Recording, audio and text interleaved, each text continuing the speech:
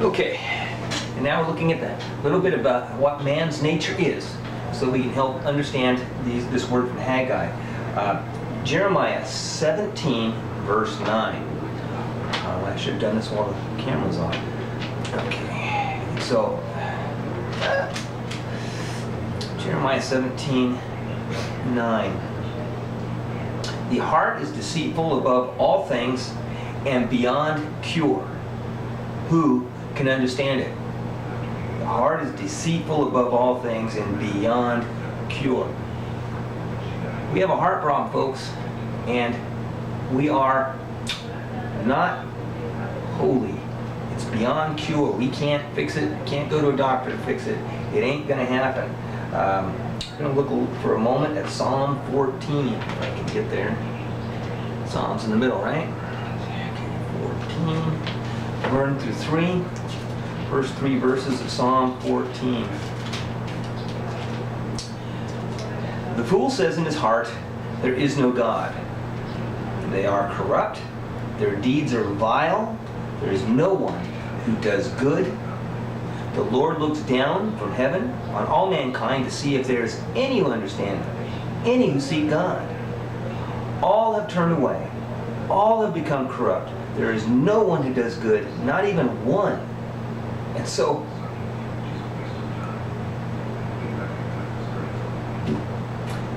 our forefathers ate the tree of life, and they died. And they passed on this sickness of the heart, where it's corrupt and beyond cure. In fact, it's really badly corrupt, and there's no one that does good. I should have gone to Genesis chapter. I can't believe I did this. Genesis chapter 6. The Lord saw how great the wickedness of the human race had become on the earth, and that every inclination of the thoughts of the human heart was only evil all the time. This is all of us. It doesn't get... judgment has been served, and all are corrupt. Every inclination of the thoughts of the human heart was only evil all the time. You say, yeah, but that was back then. We know better. Well, Psalm 53 says a little different. Going back to Psalms here. Let's see, I'm stuck in Proverbs. Psalms 53 says, the fool says in his heart, there is no God, they are corrupt, their ways are vile, there is no one who does good.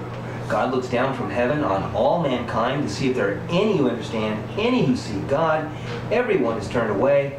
All have become corrupt. There is no one who does good, not even one. So it's an exact representation of Psalm 14. Ecclesiastes 7, verse 20. Indeed, there is no one on earth who is righteous. No one who does what is right and never sins.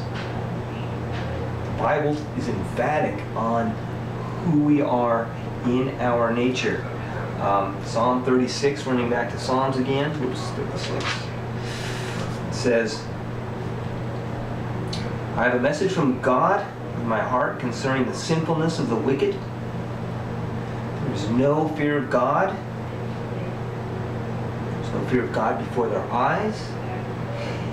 In their own eyes they flatter themselves too much to detect or hate their sin. The words of their mouths are wicked and deceitful, and they fail to act wisely or do good. Even on their beds they plot evil. They commit themselves to a sinful course and do not reject what is wrong. The Bible is... These are things that the hearers of Haggai would have known, or had the ability to know, because this was part of their the Bible they had with them, the Old Testament. And so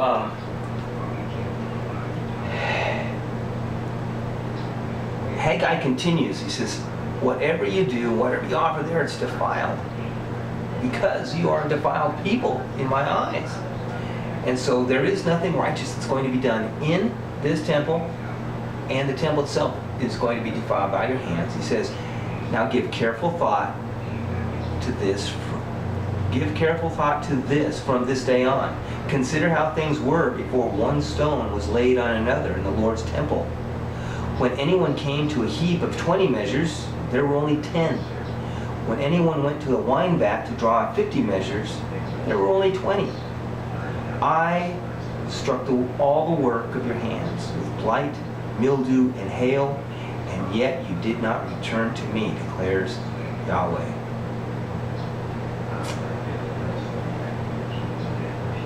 They had lack. He says, think back to before one stone was here. You had lack. You didn't have enough food. You didn't have enough wine. Why? Because I struck you. And yet, you didn't return to me. You think God sort of wants us to be dependent on Him. Can you close that? And he begins by searching for clues amongst the papers from Tammy's adopted father. He struck them, wanting them to turn back to Him, and they did not. And the reason they did not is because they are a defiled people. He continues, verse 18. From this day on, from this 24th day of the 9th month, give careful thought to the day when the foundation of the Lord's temple was laid. Give careful thought. This is a strange construction of a verse in the Hebrew. It starts, give a careful thought, gives an idea, and then ends with give a careful thought. It's repeated in the Hebrew, and so it's repeated here in our translations. From this day on, from the 18th day of December, 520, give careful thought to the day when the foundation of the Lord's temple was laid. Give careful thought. When God repeats Himself, especially when He repeats Himself in such a short space, it's a highlight. You know, they didn't have highlighters. They didn't put things in red letter. They didn't change the font. Give careful thought. To what? To the day when the foundation of the Lord's temple was laid. Well, when was that? Was that when Zerubbabel he came out of exile? Maybe they're talking about when King Solomon laid the first foundation stone on King Solomon's temple. He's not specifying which temple. Maybe, but it says of the Lord's, of Yahweh's temple. Actually, Lord's capitalized here. It's Yahweh, proper name of God. The foundation of Yahweh's temple was laid. A careful reader is going to look at this. So let's look at Exodus chapter 8. 21:13. There we go.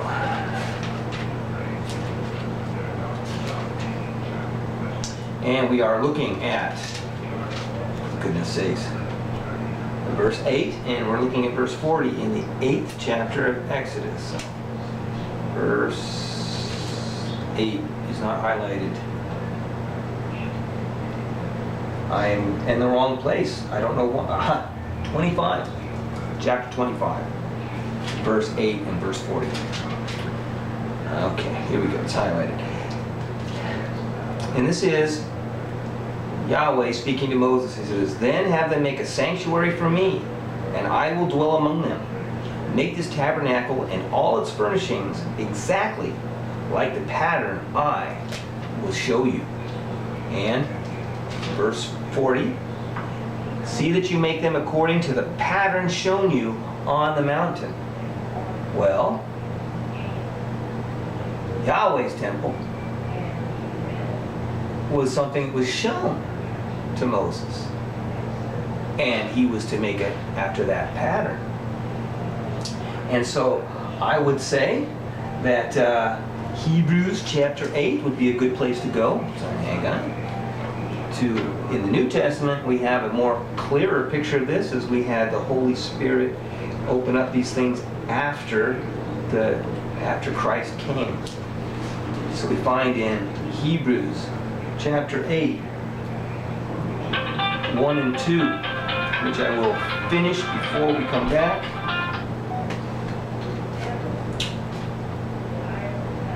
Now the main point that we are saying is this, that we do have such a high priest who sat at the right hand of the throne of the majesty in heaven, and who serves in the sanctuary, the true tabernacle set up by the Lord, not by mere human beings. We're going to hear more about this in Hebrews, this first foundation stone of the Lord's temple, when we return.